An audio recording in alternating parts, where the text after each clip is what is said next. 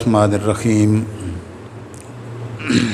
الحمد للہ رب العالمین والصلاة والسلام علی سید الانبیاء والمرسلین اما بعد فاعوذ باللہ من الشیطان الرجیم بسم اللہ الرحمن الرحیم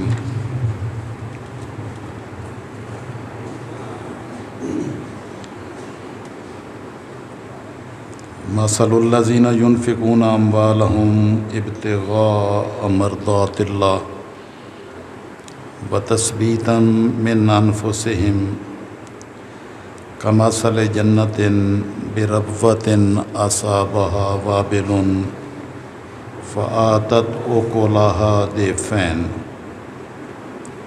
فإن لم يصبها وابل فطل واللہ بما تعملون بصیر۔ صدق اللہ مولانا العظیم وصدق رسولہ النبی الامی الکریم ونحن علی ذلک من الشاہدین والشاکرین والحمد للہ رب العالمین۔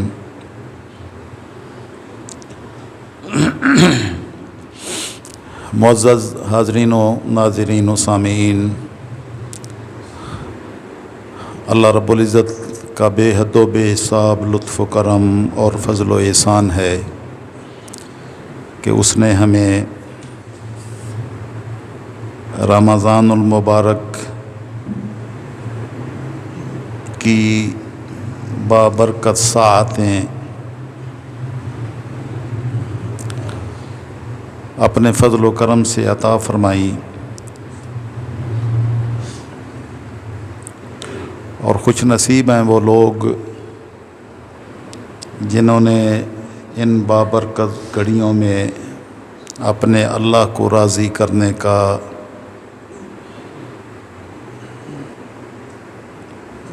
بہت زیادہ سامان پیدا کیا، اور اللہ کی توفیق سے مالک الملک کی کرم نوازیوں اور سید الانبیاء صلی اللہ تعالی وسلم کی نالین پاک کی خیرات اپنے مالک کو راضی کرنے کے لیے زیادہ سے زیادہ دین مبین کی تعلیمات پر عمل پیرا ہونے کی سعادت حاصل کی۔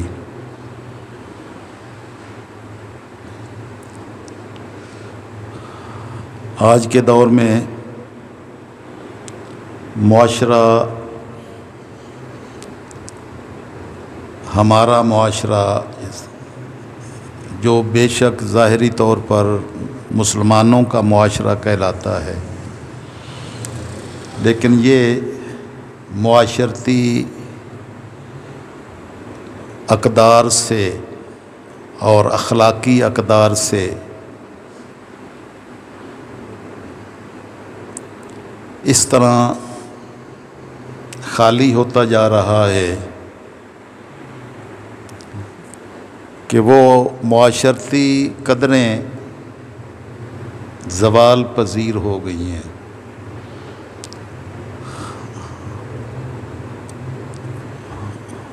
پچھلے خطبہ جمعۃ المبارک میں نے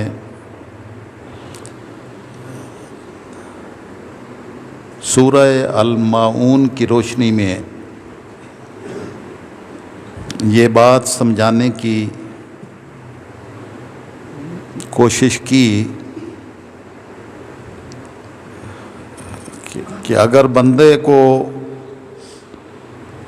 اللہ کی ذات کے ساتھ تعلق قائم کرنا ہو تو وہ مالک ایک راستہ بتاتا ہے، اور وہ راستہ اس کی مخلوق کی خیر خواہی ہے کہ اللہ کو راضی کرنے کا ایک ہی راستہ ہے کہ اس نے جو مخلوقات پیدا کی ہیں، جو اس نے انسان پیدا کیے ہیں، اور جتنے بھی باقی مخلوقات ہیں، خواہ ان کا تعلق پرندوں سے ہو خواہ اس کا تعلق حیوانوں سے ہو، تو ان کی خیر خواہی کے ذریعے سے اللہ کو راضی کیا جا سکتا ہے۔ اور جو یہ راستہ اختیار نہیں کرتا تو وہ ظاہراً دین پر جتنا مرضی کار بند ہو اور ظاہری نظر آئے تو اس کو باقی سب کچھ شاید مل سکتا ہے، اللہ کی رضا نصیب نہیں ہو سکتی۔ اور ساری سورہ الماعون کا یہی خلاصہ تھا۔ آج کی یہ میری گفتگو اسی عنوان سے ہے کہ زوال پذیر معاشرتی اقدار جو معاشرے کو اپنے لپیٹ میں لیے ہوئے ہیں، ان کو باقی رکھنے کا اور ان کو درست کرنے کا محافظ صرف دین اسلام ہے۔ یعنی اس دین مبین کے ذریعے سے، اسلام کے ذریعے سے ہی ان اخلاقی اقدار کو اور معاشرتی اقدار کو قائم رکھا جا سکتا ہے۔ اور مالک الملک نے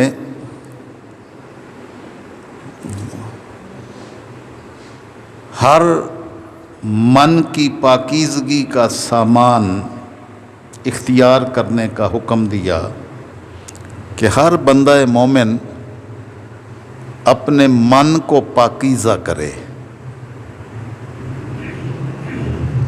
اور اللہ کی رضا کے لیے کرے جو کچھ کرے، تو مالک الملک کی بارگاہ سے اس کو بے حد و بے حساب اجر عطا فرمایا جائے گا۔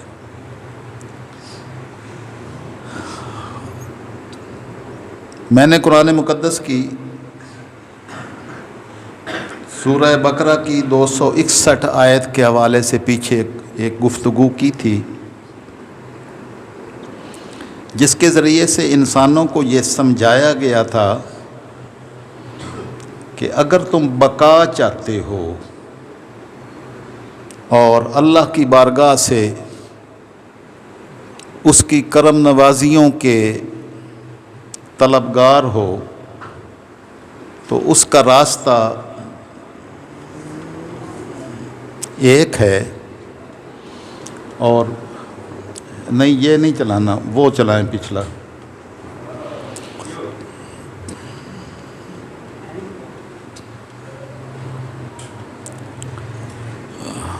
تو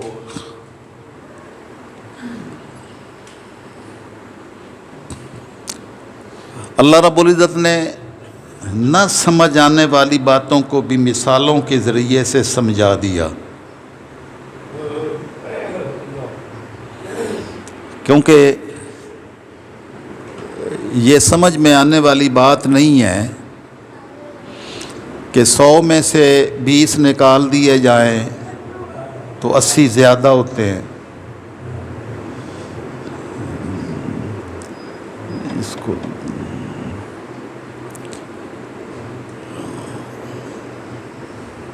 جبکہ اللہ رب العزت فرماتا ہے کہ وہ 80 زیادہ ہوتے ہیں، 100 کا 100 رہے تو وہ کم ہوتے ہیں۔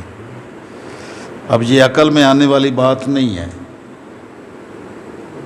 سمجھ میں آنے والی بات نہیں ہے،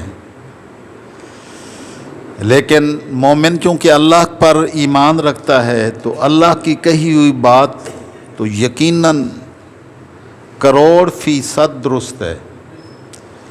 تو مالک نے ایک مثال کے ذریعے سے یہ سمجھایا کہ آپ نے اپنی آنکھوں سے دیکھا نہیں ہے کہ کسان ایک دانہ زمین میں بوتا ہے، ہم تمہاری آنکھوں کے سامنے اس سے 7 بالیاں نکالتے ہیں اور ہر بالی پر ایک سٹا لگاتے ہیں، اور اس ایک سٹے میں 100 دانے بھر دیتے ہیں، اور جس نے ایک دانہ زمین میں بویا تھا ہم اس کو 700 دانے واپس لوٹاتے ہیں۔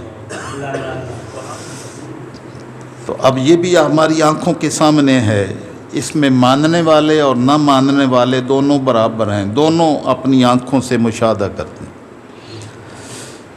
تو مالک الملک نے اپنے ماننے والوں کو یہ سمجھایا کہ ہمیں مان لیا ہے تو ہماری یہ بات بھی مان لیں۔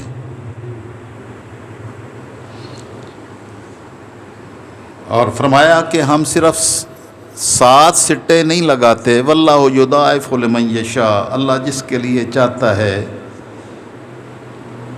اس سے بھی زیادہ دگنا اور بڑھوتری والا کر دیتا ہے۔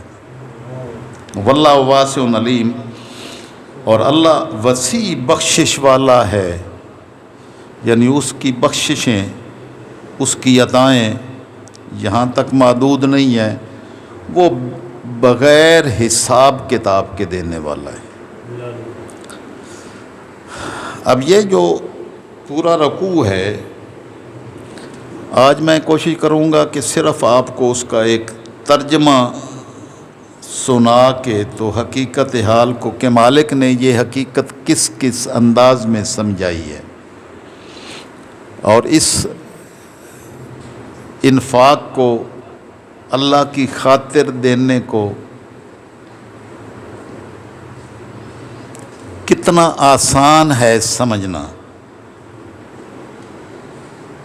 تو مالک الملک نے اس آیت کے بعد آگے 272 آیت تک، یہ 261 سے لے کر 272 آیت تک سورہ بقرہ کی اس حقیقت کو سمجھایا ہے۔ اگلی آیت میں فرمایا الذین ينفقون اموالهم فی سبیل اللہ، کہ جو اللہ کے راستے میں اپنے مالوں کو خرچ کرتے ہیں، ثم لا یتبعون ما انفقوا منا ولا اذى، اور پھر جب اللہ کی خاطر خرچ کر دیا تو پھر بعد میں جس پر خرچ کیا ہے اس پر کوئی احسان نہیں جتاتے۔ تو جب اللہ کی خاطر کیا تو پھر کسی پر احسان کیا کرنا؟ تو اللہ کی خاطر کیا ہے، بس اللہ کی خاطر ہی اس کو رہنے دیں،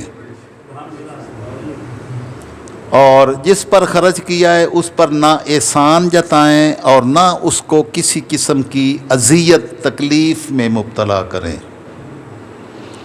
احسان جتا کر کہ میں نے تم پر یہ خرچ کیا، تو اگر یہ احسان کا کلمہ اس سے کہہ دیا تو ادھر سے لائن کٹ گئی، جس کی خاطر کیا تھا، تو پھر اس کی خاطر تو نہ کیا، وہ تو اس بندے کی خاطر کیا کہ یہ میرا احسان مند رہے ساری زندگی اور اس کا سر میرے سامنے نہ اٹھے۔ تو جس نے اس کو مد نظر رکھا اس کی ادھر کی لائن کٹ گئی، اور جس نے لائن ادھر جوڑ کے یہ سارا کیا تو اس کو پھر ادھر کوئی اپنا احسان جتانے کی حاجت نہ رہی کہ میں نے یہ تیری خاطر نہیں کیا ہے، میں نے اپنے اللہ کی رضا کی خاطر کیا ہے۔ لہم اجرہم عند ربہم، تو مالک الملک فرماتے ہیں کہ وہ بندے پر احسان نہیں جتاتا، اپنے رب کی رضا کی خاطر کرتا ہے، تو لہم اجرہم عند ربہم، ان کے ہاں ان کے لیے اپنے رب کی بارگاہ میں بہت بڑا اجر ہے۔ یعنی جس کی خاطر کیا ہے بس وہ دے گا، تو پھر تمہیں پتہ چل جائے گا کہ دینے والا کتنا کریم ہے، تو اجر بھی عطا فرمائے گا۔ ولا خوف علیہم ولا هم یحزنون، اور یہی خرچ کرنے والے ایسے لوگ ہیں کہ ان کو آگے کا کوئی خوف نہیں ہوگا، پیچھے کا کوئی غم نہیں ہوگا۔ تو اگر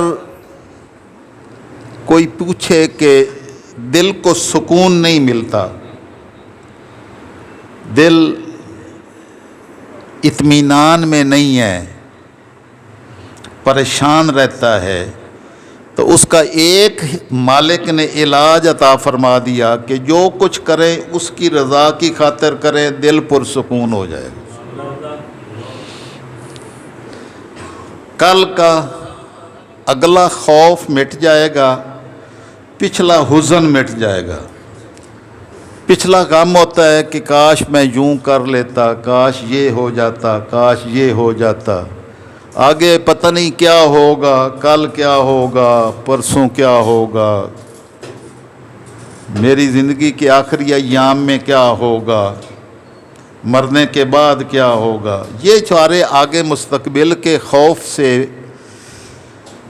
اور پچھلی زندگی میں کوتاہیوں کے حزن سے نجات دلانے والی صرف اللہ کی رضا کی نیت کو اپنے من میں راسخ کرنے کا مالک نے ایک ہی نسخہ وظیفہ عطا فرما دیا۔ پھر فرمایا کہ اگر تم نے بعد میں کوئی احسان جتانا تھا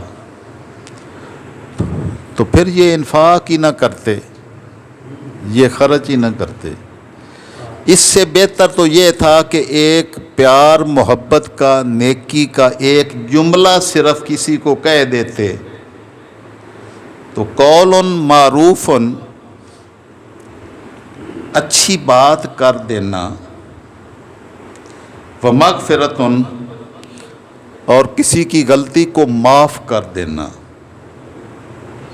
خیر من صدقۃ، یہ اس صدقہ سے بہتر ہے، یتبعھا اذی، جس کے پیچھے اذیت ہوتی ہے۔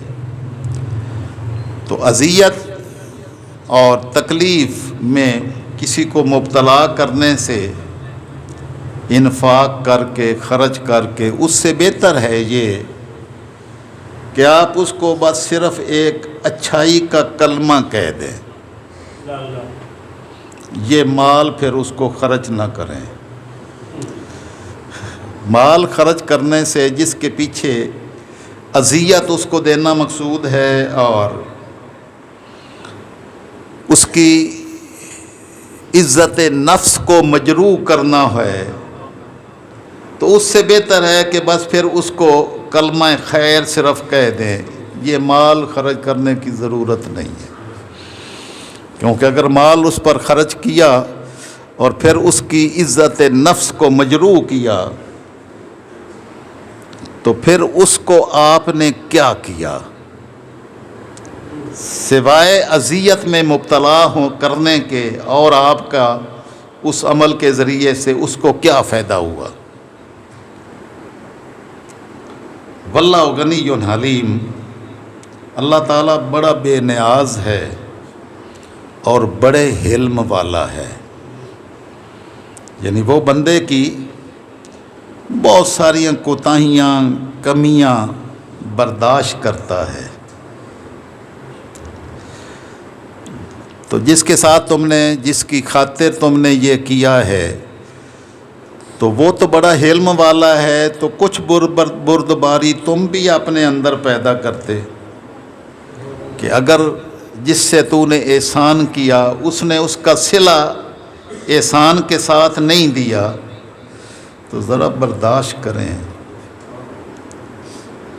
کیونکہ مالک بھی تو کتنا بڑا بردبار ہے کہ وہ سارا کچھ دیتا ہے اور تم نے سارا کچھ لے کے بھی اس کے ساتھ کیا کیا ہے، اللہ کے ساتھ کیا کیا۔ ہم تو وہ مالک 40 دے اور کہے 1 خرچ کر دیں میرے نام پر، تو وہ بھی کرنے کے لیے تیار نہیں ہے، اس کو زکوٰۃ کہتے ہیں۔ زمین سے وہ مالک عطا کرتا ہے، یہ زمین ساری اسی کی ہے، یار سوال لمن یشاء، جس کو چاہتا ہے اس کا وارث بنا دیتا ہے، زمین اس کی ہے۔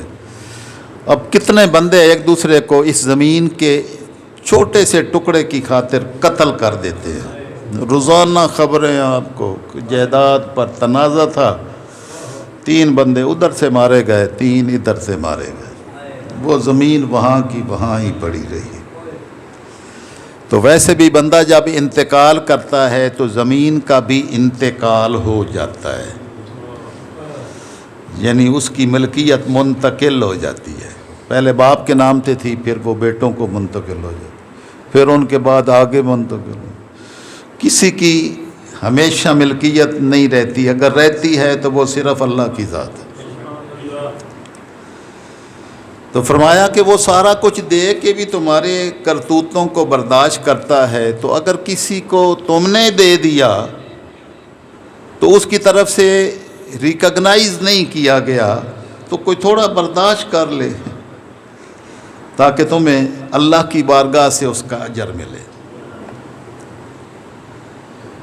یا ایھا الذین آمنوا، اے ایمان والو، لا تبطلوا صدقاتکم بالمن والاذی، اے ایمان والو اپنے وہ صدقات جو تم نے لوگوں پر اللہ کی رضا کی خاطر خرچ کیے، احسان جتا کر اور ان کو دکھ پہنچا کر وہ سارے ضائع مت کرو،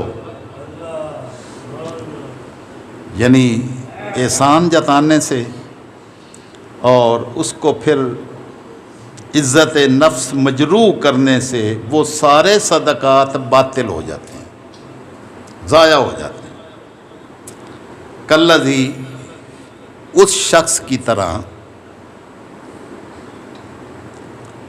اب مثال کے ذریعے سے اللہ پاک نے اس بات کو سمجھایا، ایسے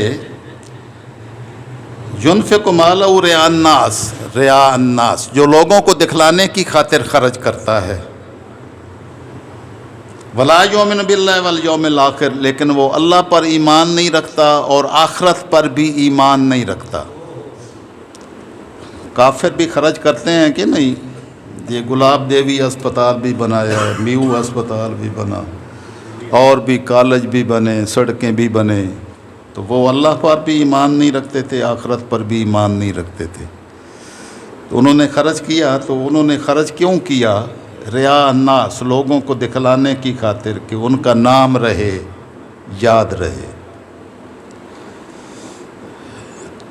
تو جیسے ان کو آگے اس کا کوئی صلہ نہیں ملے گا، مومن اگر اذیت پہنچانے کی خاطر اور احسان مند رکھنے کی خاطر کسی پر خرچ کرتا ہے تو وہ دونوں برابر ہو گئے، کیونکہ باقی رہنے والا تو وہ ہے جو اللہ کی رضا کی خاطر کیا۔ تو اللہ کی رضا کی خاطر اگر کیا ہے تو آگے دوسرے سے وہ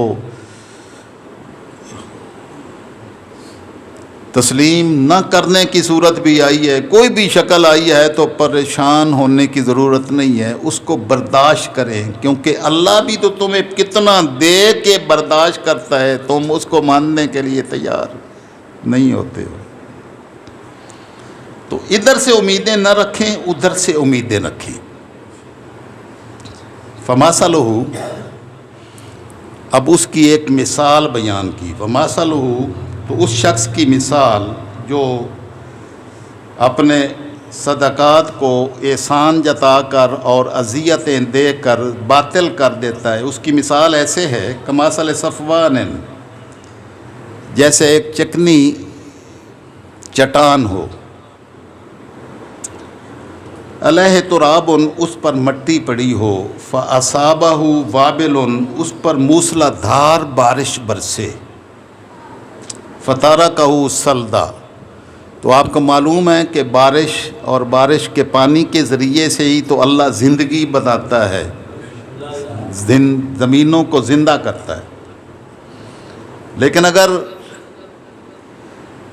زمین جو بیس ہے وہ چٹان ہے، پتھر ہے، تو اوپر کوئی تھوڑی سی مٹی لگی ہوئی ہے، تو جب موسلادھار بارش برستی ہے تو وہ چٹیل چٹان اس مٹی سے بھی خالی ہو جائے گی، وہ مٹی بہہ جائے گی اور پھر کوئی شے وہاں پر نہیں اگے گی۔ تو جس نے احسان جتائے اور اذیتیں دی تو اس کے انفاق کی بارش تو برسی، لیکن وہاں شے کوئی اگے گی نہیں، کیونکہ وہ اس نے احسان جتا کے اس کو اگانے کے قابل رہنے ہی نہیں دیا۔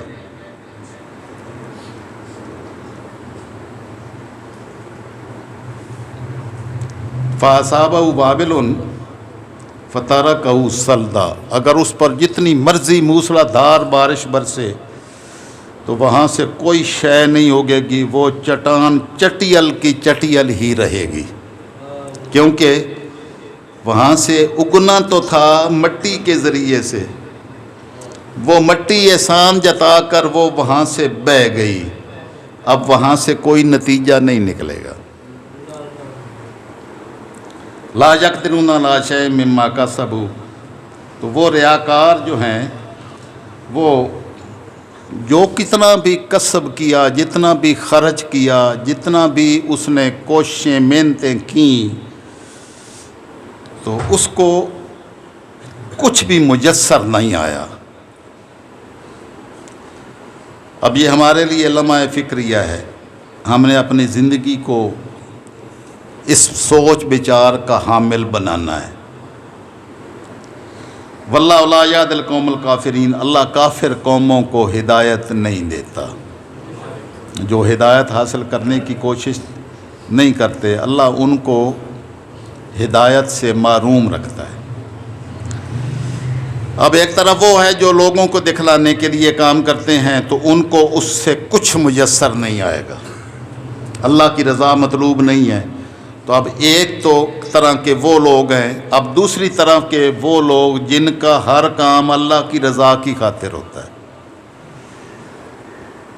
تو اس کی مثال مثل الذین ينفقون اموالهم ابتغاء مرضات اللہ، اور ان لوگوں کی مثال جو اپنے مال اللہ کی رضا کی خاطر خرچ کرتے ہیں، وتثبیتا من انفسہم، اور اپنے من کو عادی بنانے کی خاطر انفاق کرتے ہیں۔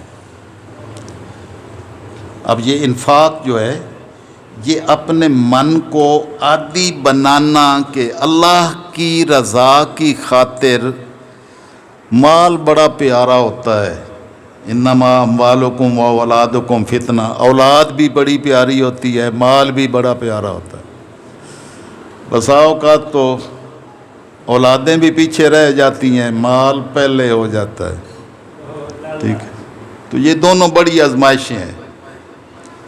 تو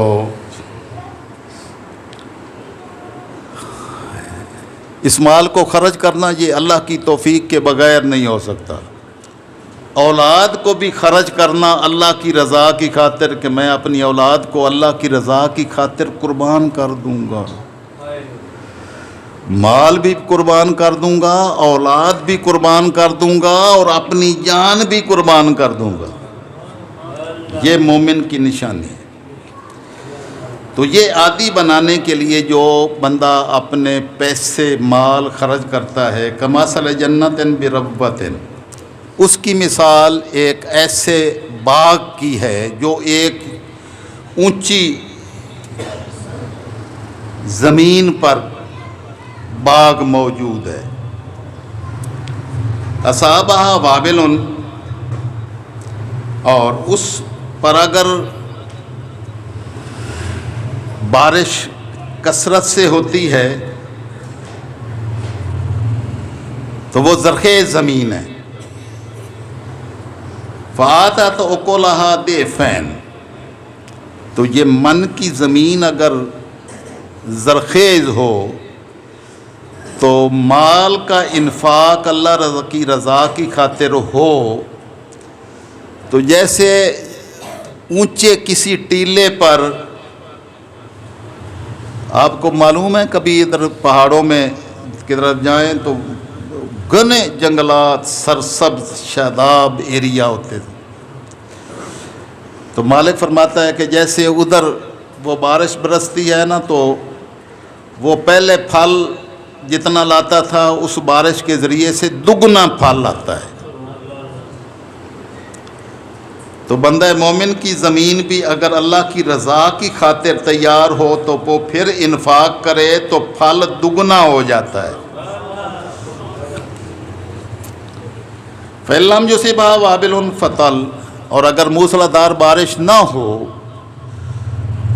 تو پھر کیا وہ باغ پھل نہیں دیتا؟ نہیں، وہ پھر بھی پھل دیتا ہے۔ اور مالک فرماتا ہے کہ ہم جو شبنم بھیجتے ہیں نا، شبنم صبح کے وقت جو گرتے ہیں، تو بس یہ شبنم کے قطرے ہی اس کو سیراب کرنے کے لیے کافی ہیں۔ موسلادھار بارش برسے تو ڈبل ہو جاتا ہے پھل، اور اگر موسلادھار بارش نہ برسے تو صرف شبنم کے قطرات ہی اس کو پھل دینے کے لیے کافی ہوتے ہیں۔ واللہ بما تعملون بصیر، جو کچھ تم کر رہے ہو اللہ دیکھ رہا ہے۔ تو تم کس کیٹیگری میں آتے ہو یہ مالک جانتا ہے کہ تمہارے دلوں میں کیا ہے، تو تمہیں اجر اس دل کی حسن نیت کے ذریعے سے ملے گا۔ پھر فرمایا کہ ایود احدکم، کیا تم میں سے کوئی شخص یہ بات پسند کرتا ہے ان تکون لہ جنت من نخیل و اعناب، کہ کسی بندے کا کھجوروں کا اور انگوروں کا ایک باغ ہو، بڑا خوبصورت باغ ہو، تجری من تحت الانہار، جس کے نیچے نہریں بہہ رہی ہوں، کھجوروں کا، مختلف پھلوں کا۔ تو وہاں کھجوروں ہی اس وقت تھیں تو ان کو سامنے اسی کی مثال دی، انگوروں کی بیلیں ہوتی تھیں۔ طائف میں بڑے انگور ہوتے تھے، مدینہ طیبہ میں کھجوروں سے بھرا ہوا ہوتا تھا۔ تو فرمایا کہ اگر تم میں کسی کا باغ ہو کھجوروں کا، انگوروں کا، اور اس میں پانی کے چشمے بہہ رہے ہوں، لَهُ فِيهَا مِن كُلِّ الثَّمَرَاتِ، یہ ان کے سامنے اس وقت تھے، اب باقی ساری دنیا کو بھی یہ خطاب ہے، تو ہر قسم کا باغ جس میں ہر قسم کا پھل ہو، تو وہ سارے بیان کر کے مالک نے فرمایا وَأَصَابَهُ الْكِبَرُ، بندہ بوڑھا ہو جائے، باغ ہو، ہر قسم کے پھل ہوں، چشمے بہہ رہے ہوں، پانی کی کوئی کمی نہ ہو، ہر طرف پھل ہی پھل نظر آئے، بندہ بوڑھا ہو جائے، وَلَهُ ذُرِّيَّةٌ ضُعَفَاءُ، اور اس کے چھوٹے چھوٹے بچے ہوں، جوان نہیں، کمزور چھوٹے چھوٹے بچے ہوں، فَأَصَابَهَا إِعْصَارٌ فِيهِ نَارٌ، تو اس باغ میں ایک بگولا آ جائے، بگولا جانتے ہیں وہ ہوا کا جو، فِيهِ نَارٌ، اور اس باغ میں، اس بگولے میں آگ بھری ہوئی ہو، تو وہ جو اس کو قیمتی اپنی اولاد کی خاطر اس کو تسکین دینے والا باغ تھا کہ میری اولاد اس سے فائدہ اٹھائے گی، خود وہ بوڑھا ہو گیا ہے، بچوں کی خاطر یہی کچھ کمائی کی ہے، ہم بھی اپنے بچوں کی خاطر ساری زندگی اینڈ تک قبر میں ٹانگے ہوں تب بھی جو ہے نا وہ بچوں کے لیے ہی کماتے رہتے ہیں، حلال حرام کی تفریق کیے بغیر، حرام سے آئے یا حلال سے آئے اس کی پرواہ نہیں ہے، بس آنا چاہیے۔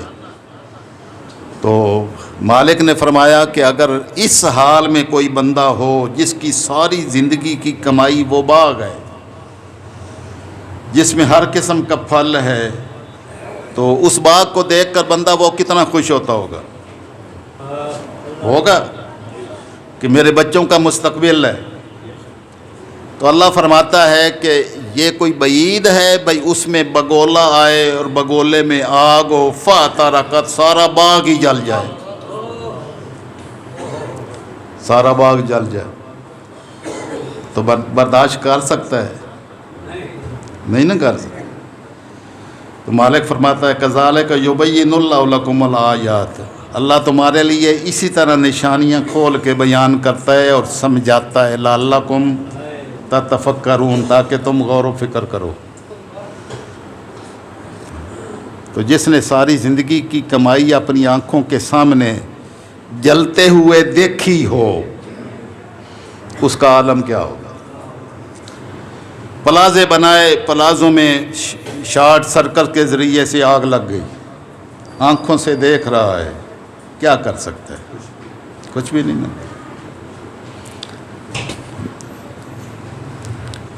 پہلی جنگ عظیم میں شام کا ایک شہر تھا غوطہ، اس کا ایک گاؤں تھا زرایا۔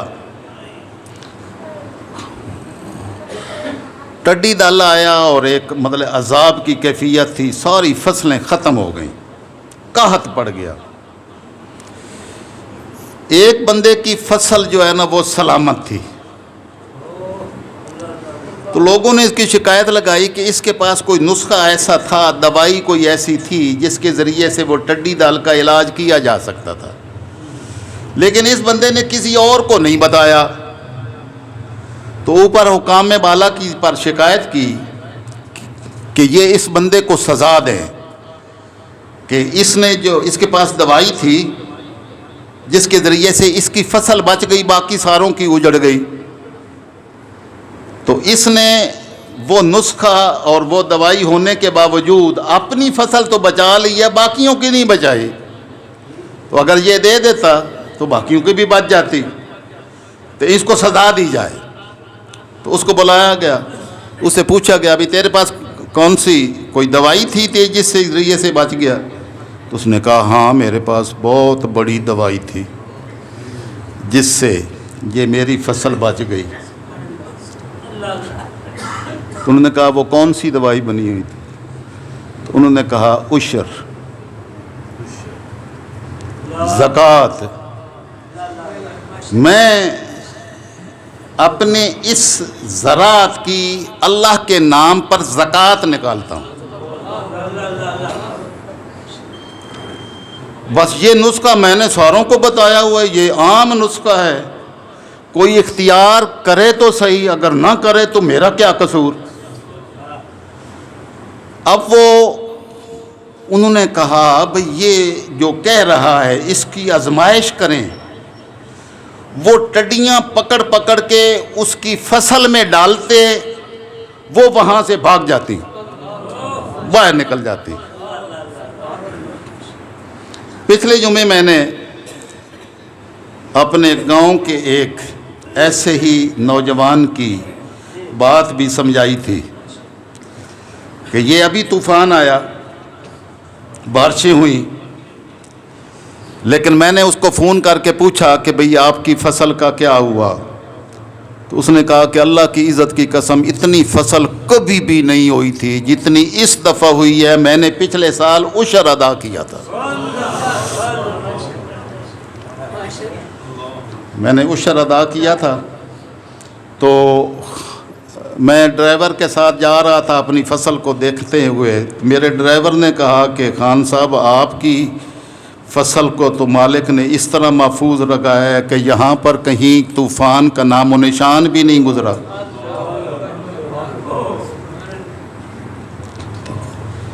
تو مالک نے فرمایا کہ اس طرح ہم اپنی آیات غور و فکر کرنے کے لیے کھول کے لوگوں کے سامنے بیان کرتے ہیں۔ اب یہ کسی کو سمجھ آئے تو تب بھی ٹھیک ہے، نہ آئے تو ہم کیا کر سکتے ہیں۔ مالک نے فرمایا ہم نے تو کھول کے بیان کر دیا لوگوں کو غور و فکر کرنے کے لیے۔ تو جو لوگ اپنے مال کی زکوٰۃ دیتے ہیں ان کا مال کبھی نہیں اجڑتا، اور جو اس کو سنبھال کے رکھتے ہیں وہ کبھی نہیں بچتا۔ زکوٰۃ کا معنی ہی بڑھوتری، حفاظت۔ مالک نے یہ اپنے بندہ مومن کو یہ سبق سکھایا کہ میرے ساتھ لو لگا، میرے نام کی خاطر 100 میں سے 50 خرچ کر دے گا نا تو دنیا کہے گی یادیں رہ گئے، ہم اس کو پتہ نہیں کتنے گنا ضربیں دے کے بڑھا دیں گے۔ تو اب یہ ایمان کی بات ہے کہ کتنا اللہ کی ذات پر یقین ہے. جس کو یہ تثبیتاً من انفسہم، من میں یہ یقین ہو جاتا ہے کہ جو میں کام کر رہا ہوں اس میں کبھی خسارہ نہیں ہوتا، بس یہ من کی بات ہے. یہ مولویوں پر بھی لگتا ہے، بڑی داڑھی والوں کو لیے بھی یہی ہے، نمازیوں کے لیے، حاجیوں کے لیے، ساروں کے لیے ایک ہی نسخہ ہے. ٹھیک ہے، اس میں سے کوئی بھی خارج نہیں ہے، ساروں کے لیے یہ لازم ہے. بظاہر حلیے دین کے حلیے والوں کے لیے بھی یہی لازم ہے، مقتدیوں کے لیے بھی یہی ہے، اماموں کے لیے، خطیبوں کے لیے بھی ایک ہی نسخہ ہے. ٹھیک ہے، جو بھی یہ اختیار کرے گا کبھی خسارے میں نہیں جائے گا. اور میری تو ساری زندگی کا نچوڑ یہی ہے، اور یہی آپ کو بھی یہی پڑھایا ہے، اپنے ہزاروں لاکھوں طالب علموں کو بھی یہی سکھایا ہے. یا ایھا الذین آمنوا انفقوا من طیبات ما کسبتم، اے ایمان والو عمدہ چیزیں خرچ کیا کرو اللہ کی خاطر. وَمِمَّا أَخْرَجْنَا لَكُم مِّنَ الْأَرْضِ، اور زمین سے جو کچھ ہم نے تمہارے لیے نکالا ہے اس میں سے بھی اعلیٰ چیز جوڑے نو میرے نام پر رکھا کرو. وَلَا تَيَمَّمُوا الْخَبِيثَ مِنْهُ، اس میں سے جو ردی قسم کی شے ہے وہ میرے نام پر نہ دینا.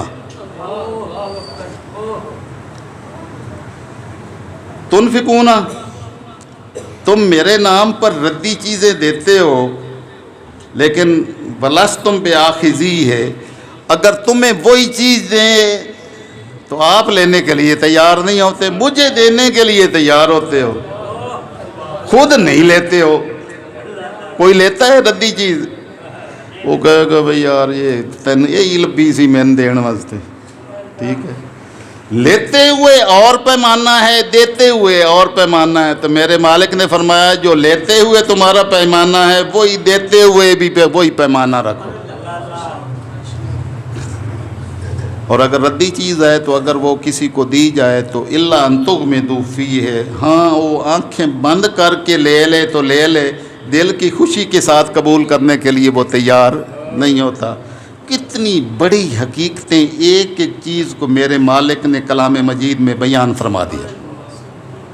وَاعْلَمُوا، جان لو، ان اللہ غنی حمید، جان لو کہ اللہ بڑا غنی ہے، وہ تمہارا محتاج نہیں ہے. فاروق اعظم رضی اللہ تعالیٰ عنہ نے بڑے دنوں کے بعد تھوڑی تھوڑی بچت کروا کے نہ تو ایک حلوہ پکوایا. حلوہ جو ہے نا وہ ہیس کہتے تھے عربوں میں. تو اب ہاں ہمارے ہاں تو ہر وقت ہی حلوے ہوتے ہیں، ہمارے بچپن میں ہر وقت حلوے نہیں ہوتے تھے. کبھی سال کے بعد میلہ کہیں آیا تو کہیں کوئی جلیبیاں یا کوئی مٹھائی کی صورت ہوتی تھی. ہم نے اپنی بچپن میں دیکھا ہے، آپ میں سے بھی کئی گواہ ہوں گے جنہوں نے یہ دیکھا ہوگا. ٹھیک ہے، تو مالک نے فرمایا کہ اللہ بڑا بے نیاز ہے. ٹھیک ہے، تو اس نے جو تمہیں یہ دیا ہے تو اس میں سے دل کی خوشی کے ساتھ اس کے لیے خرچ کرو. حضرت فاروق اعظم رضی اللہ تعالیٰ عنہ نے حلوہ بنوایا، جب سامنے پڑا تو باہر سے کسی نے کہا اللہ کے نام پر بھوکا ہوں کوئی کھلا دیں. فاروق اعظم نے فرمایا کہ یہ سارا حلوہ اٹھا کے اس کو دے دے. جو ارد گرد ساتھی بیٹھے تھے صحابہ کرام، تو انہوں نے عرض کی کہ اے امیر المومنین، اس کو اس حلوے کی شان کا کیا پتہ، مسکین غریب آدمی ہے تو اس کو کیا پتہ کہ یہ مسکین کیا جانے کہ یہ کیا ہے. فاروق اعظم نے جو جملہ بولا وہ قیامت تک امت مسلمہ کی رہنمائی کے لیے کافی ہے. فاروق اعظم نے فرمایا واللہ یعلم ما ہوا، یہ تو نہیں جانتا کہ یہ اس کی شان و منزلت کیا ہے، لیکن جس کے نام پر دیا ہے وہ جانتا ہے کہ اس کی شان کیا ہے. واللہ یدری ما ہوا. ٹھیک ہے، تو مالک نے فرمایا کہ جو اچھی چیز ہے نا وہ میرے نام پر دو۔ پھر فرمایا الشیطان یعدکم الفقر، شیطان تمہیں محتاجی کا وعدہ دیتا ہے کہ یہ اگر سارا خرچ کر دیا تو کہاں سے کھائے گا، تیرے بچے کہاں سے کھائیں گے۔ یہ بھی میرے مالک نے کلام مجید میں بیان فرمایا۔ الشیطان یعدکم الفقر، شیطان تمہیں ڈراتا ہے تنگ دستی سے، وَيَأْمُرُكُمْ بِالْفَحْشَاءِ، اور بے حیائی کے کام کرنے کا حکم دیتا ہے۔ اب تم خود سوچو کہ اس شیطان کے پیچھے چلنا ہے یا رحمان کے پیچھے چلنا ہے۔ اب یہ فیصلہ تم نے کرنا ہے۔ بس جہاں یہ فیصلے کی گھڑی ہے، جس نے فیصلہ کر لیا بس وہ کامیاب و کامران ہو گیا۔ جو شیطان کے وسوسے میں آ کر تنگ دستی سے ڈرتے ہوئے کہ میں کیا کروں گا اور میری اولاد کیا کھائے گی، تو وہ اس سے رک گیا، تو اس نے اپنے آپ کو تباہ و برباد کر لیا۔ مالک نے فرمایا کہ شیطان تو ہمارا دشمن ہے، اس کو دشمن ہی سمجھو۔ یہ سوچ شیطان کی طرف سے آتی ہے، اور رحمان کی طرف سے بھی ایک سوچ آتی ہے کہ جتنا کچھ اس کے نام پر لوٹا دو گے اس کو بغیر حساب کے مالک واپس کرے گا اور اس کو قرض سمجھے گا۔ واللہ یعدکم مغفرۃ منہ وفضلا، شیطان کہتا ہے کہ تنگ دستی آ جائے گی، رحمان کہتا ہے کہ میں تمہاری ساری غلطیاں معاف کر دوں گا اور اپنی بارگاہ سے اتنا فضل و احسان فرماؤں گا کہ تیری جھولی اس کو سمونے کے قابل بھی نہیں رہے گی۔ واللہ واسع علیم، اللہ بڑی وسعتوں والا اور بڑا علم والا ہے۔ یوت الحکمت، لیکن یہ حکمت، یہ سمجھ عطا کرتا ہے اس کو جس کو چاہتا ہے۔ یہ سمجھ ہر ایک کو نصیب نہیں ہوتی، یہ جسے اللہ چاہتا ہے یہ حکمت اور سمجھ عطا فرماتا ہے۔ وَمَن يُؤْتَ الْحِكْمَةَ فَقَدْ أُوتِيَ خَيْرًا كَثِيرًا، جس کو یہ حکمت اور یہ سمجھ عطا کر دی گئی اس کو اللہ نے بھر دیا، یعنی خیر کثیر مالک نے اس کو عطا کر دیا۔ وَمَا يَذَّكَّرُ إِلَّا أُولُو الْأَلْبَابِ، اور اس سے نصیحت حاصل نہیں کرتے مگر عقل مند ہی نصیحت حاصل کرتے ہیں۔ تو یہ عقل مندوں کو یہ نصیحت نصیب ہوتی ہے۔ میں نے یہ سورہ بقرہ کی ان آیات 261 آیت سے 272 آیات تک مالک الملک نے جو ہمارے من کی فطرتوں کی ایک ایک چیز کو بیان کیا اور یہ واضح کیا کہ جو ہماری رضا کی خاطر کرتا ہے ہم اس کو کبھی بھی کسی کا محتاج نہیں ہونے دیتے، اور جو آج یہ چاہتا ہے کہ مالک الملک اس کو اپنی عطاؤں سے اور اپنی کرم نوازیوں سے بھر دے، تو سیدھا نسخہ ہے کہ مالک کی رضا کی خاطر کھجور ہے تو کھجور بھی خرچ کر دیں اس کے نام پر، ایک کھجور بھی ہے وہ بھی خرچ کر دیں، دیکھیں کہ وہ اس کھجور کو کس طرح تمہیں واپس لوٹاتا ہے۔ اللہ رب العزت رمضان المبارک کی گھڑیاں گزری ہیں، تو اسی محاسبہ کو جو ہمیں مالک نے اس کے اندر کچھ اسباق سکھائے، تربیت دی، اس کو ہمیشہ کے لیے اپنے من میں باقی رکھنے کی توفیق نصیب فرمائے۔ وما علینا الا البلاغ۔